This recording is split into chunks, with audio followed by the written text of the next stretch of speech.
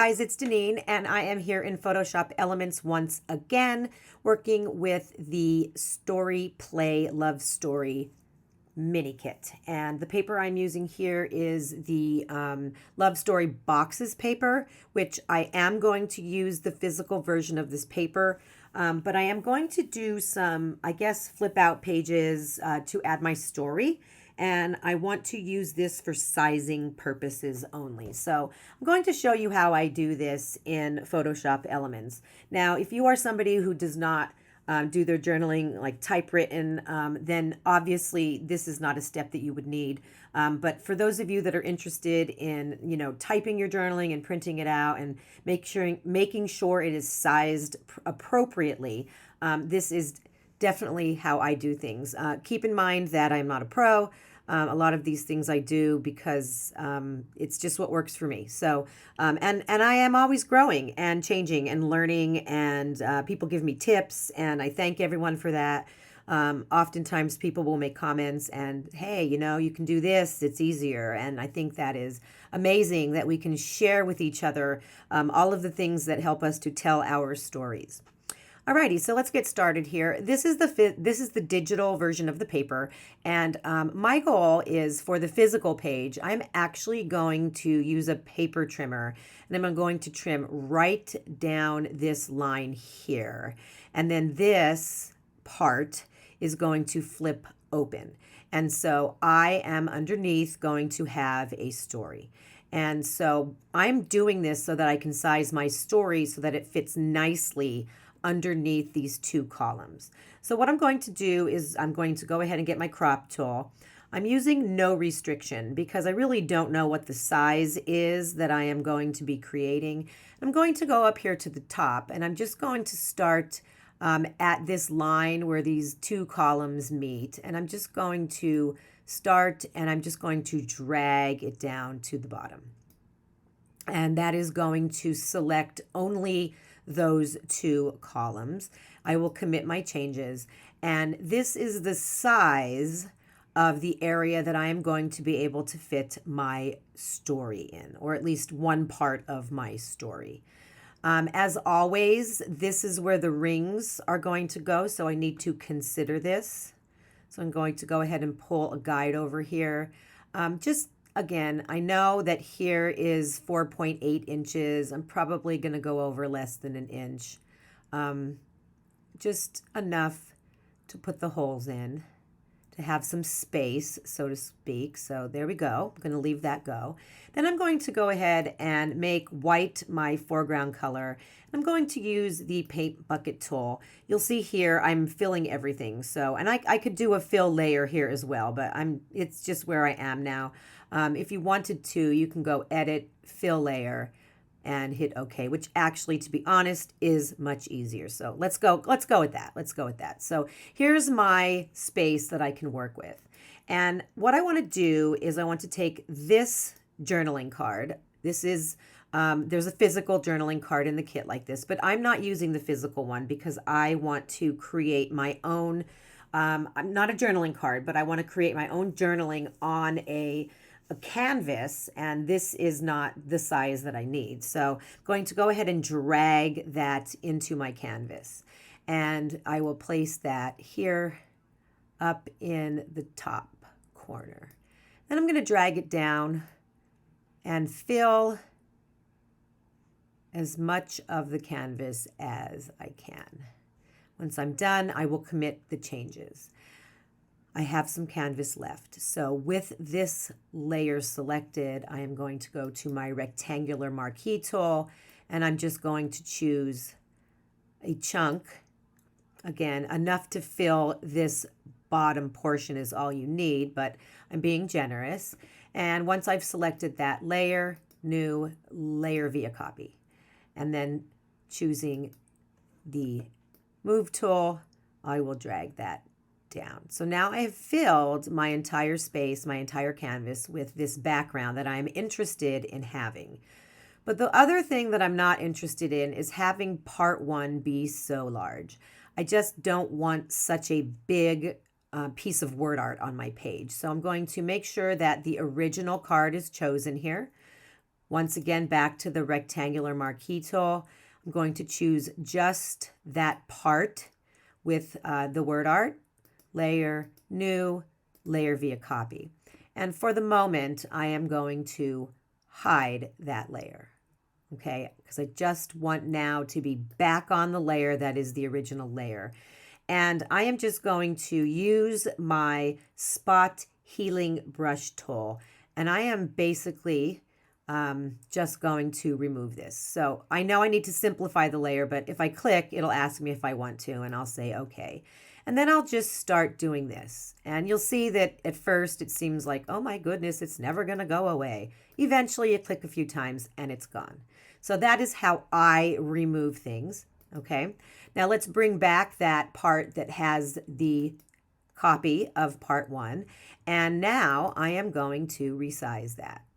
So let's see. I'm going to make it smaller. All right. And again, this sizing is up to you. The other thing that would be up to you would be, do you want to leave this in this upper corner? Do you want to move this to the middle? That's going to be a preference, a personal preference. I am happy with it over in the corner, so I'm going to leave it there. And then I am going to start adding my text. So before I add my text box, I'm going to go over to Microsoft Word. This is these 2 paragraphs are what I want to put on this page. So copy, back to Photoshop Elements, text, and I'm going to draw a text box. So I don't know how this is going to turn out, but I'm going to draw that text box that big. And then I'm going to do Command V, going to paste that in there. It looks like my text is white, which is not what I want.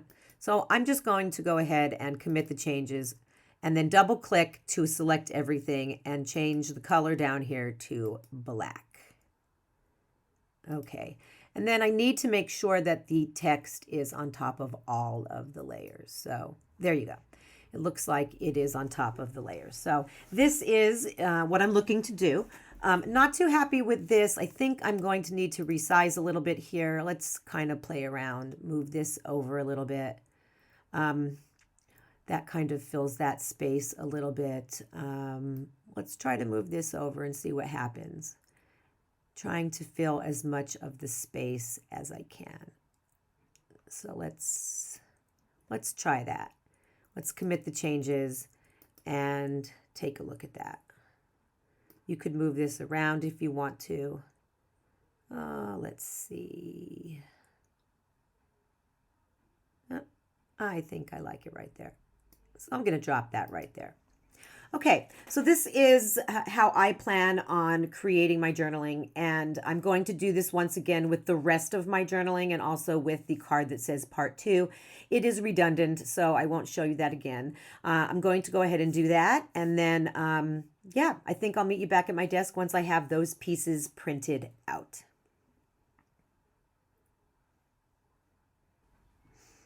Okay, guys, so I am back at my desk with my printed cards or my printed pages. Part 1, which I've already cut the right side off of, and then part 2, where I've cut both of the sides off. And you'll see the purposes for me doing that in just a few minutes. So those are going to be used inside of a flap, so to speak. I'm using this adorable little heart transparency, which I absolutely love so much. And here is the love story paper. And you'll see the words on there. I'm not using those. So I am going to actually use photos that are larger than the white boxes, which will cover that up. And then here is my full page photo that I will also be using. So the first thing that I want to do is make sure that I am punching the holes in both of these pieces so that they match. And the photo is going to go on the right because the way the paper is designed, the holes for the paper are on the right as well. So that makes me want to punch the holes there, put my photo on the right side. So I'm going to take my trimmer and cut the first column of boxes off, trying to be as careful as possible. And then I'm going to take the one column and I am going to adhere it to the left of my part 1 story, bumping up right against where I did the printing. And here you'll see that I end up putting the other 2 columns on and then lining that up again to make sure that everything goes right to the end of the paper. So essentially, I have created a 7 by 8 1/4 page out of my printed journaling and then just adding that column to the left. And then I'll go ahead and I will just trim off the top, the bottom, and the side. So all that is left is the journaling and the column of boxes.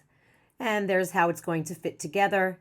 Going to use that as a template to punch the holes in that back piece of paper. Now here's part 2, which I cut both of the sides off because I knew I wanted it to match the size of these 2 columns. I will adhere that on there.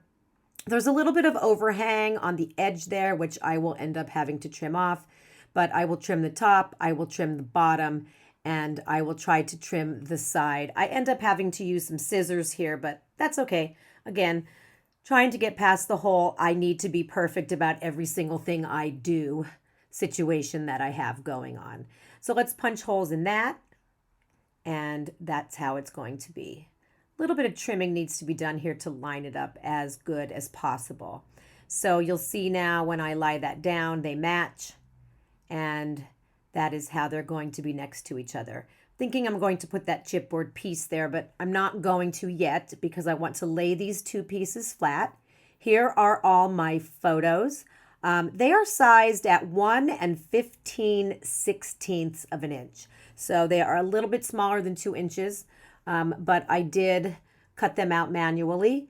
And I also have 3 pieces that are the same size that I put some digital word art on. So those pieces are going to be staggered amongst the pictures so that it kind of breaks it up just a little bit. And each of these pictures is also dated. So in the lower, either right, left, or middle of each of these photos, they're by the year. So what I have is 9 photos starting with 2014 and then going to 2022. And then 3 word art pieces. And so I'm putting all of these on here. Again, if you got really close and looked, you would see some of these pictures are not exact. And I was not stressing out about that. When things are 2 inches, I can use my passport punch. But when they are smaller, I do everything by eye. And again, sometimes things just don't turn out the way you plan, right? So you just kind of go with it. But you guys probably would never notice most of that. So this is how I want this to be. And that's how I want it to open and close. There's my photo next to it.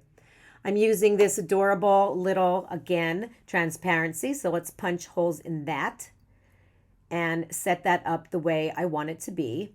This right here is a 3x4 card from another kit, actually. And since it was one that I know I'm never going to use because it's just not my style, I ran it through my printer backwards or upside down, and I printed some journaling on there. And I adhered that to the middle of the transparency. So you'll see me moving now because I'm trying to get the right middle for when the transparency flips over onto the photo. And then to hide that back side of, or the front side, which is the back side of the card that I printed on the back side, I'm going to put love story on top of that. So that's how my intended idea came to be. And I'm going to use this chipboard piece that says our story. And I pull out the silver brad, and then I found a brown one that matched the brown, but the silver just seemed to stand out more. So just going to go ahead and put the silver brad in there using some score tape, and then I will adhere that above that journaling on that card. And after that, I will go ahead and pull out the other chipboard piece, put another silver brad into the hole on that tag, add my score tape, and then go ahead and adhere that underneath the space where my journaling ended. So those are the 2 chipboard pieces that I used for that. I also pull out the click story stamp here, and I found a little phrase that says always. So with my Stays on ink, I stamped you and me is what's on the chipboard, and then I put always underneath there. So I just thought that was a cute addition. And after I go ahead and do that, I want to add some chipboard hearts to some of these word art pieces that I put on here. So finding some red chipboard hearts just to accent those pieces. I have so many chipboard hearts. Firmly believe you can't have enough of that. So that's how it's going to look on the left side of the spread. On the right side, I am going to pull out another one of the chipboard pieces. This is one of the longer phrase pieces. And then I will go ahead and line that up along the bottom of my photo, about an inch from the bottom. Making sure I like how that looks, putting everything back together. And let's take a look at how it turned out in my album and what changes I may have made. So here, the only change you will notice is that I added a little tiny red heart above my chipboard phrase, and I ended up stamping the date in the lower right-hand corner. So those were minor changes. You know, I always make changes. This time they were tiny. Moving to when you turn the transparency over, it looks like the only change I made here was adding one of the tab stickers. If you see there between the two top photos in the middle column, there is one of the tab stickers from the kit. And I think what I put on there was our story. So that is the only change I made there. And then the last photo is just how it looks with all of the journaling exposed. Obviously, as you can tell, I had a lot to say, and that is the reason why I made this whole thing into a flip open with multiple pages in between the photo and the first page so that I could get all of those words on there. And if you could, just again, if your words do not fill both spaces, I don't force it. I don't force my words. I said what I had to say. I knew what I wanted to say, and I also found a way to fill that space in the bottom. And it just so happened that you and me chipboard piece fit there perfectly. If it didn't, I would have found something else to put there. So again, not forcing the journaling, just kind of going with the flow here. So yeah, so this is how the page turned out. It wasn't an easy story to tell. I'll be honest, some days stories come really easily for me. Some days they don't so much. I actually took several days to write this entire story down. So don't force your journaling. Always just write from the heart and you'll be ready when you're ready. And that's my best advice for you, whether you're telling a good story or a bad story, a hard story or an easy story. Just always let the journaling just flow and do your best to be authentic in your storytelling. Alrighty, if you guys have any questions, please feel free to reach out to me. Thank you so much for joining me today, and we will see you guys in my next video.